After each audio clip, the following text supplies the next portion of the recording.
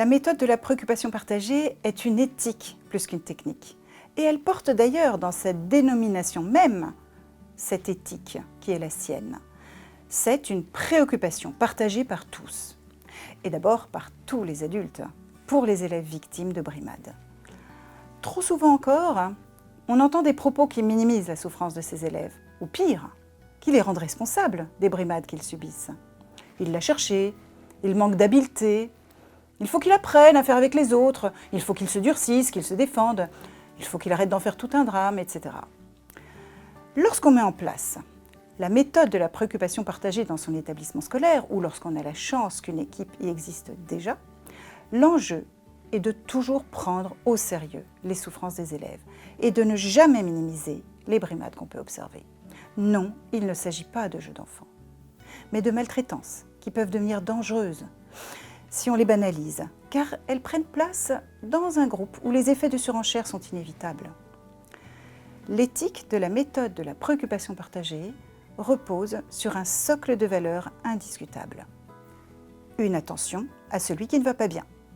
Cela veut dire qu'on s'efforce tous de repérer les élèves qui ne vont pas bien, au-delà même du harcèlement scolaire.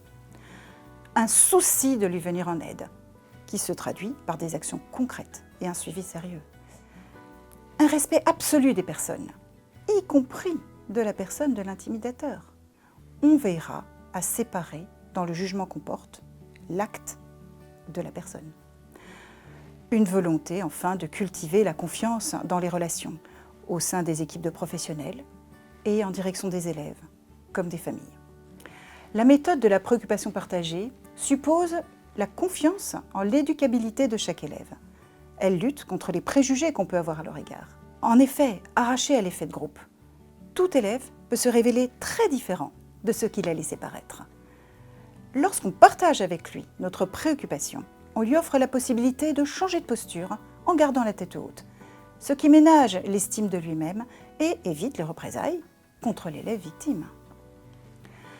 L'objectif de la méthode de la préoccupation partagée est la fin des brimades et le retour d'un sentiment de sécurité pour l'élève cible. C'est également pour tous les élèves victimes, intimidateurs comme témoins, le retour d'un ordre moral. Les comportements néfastes sont stoppés par l'autorité rassurante des adultes.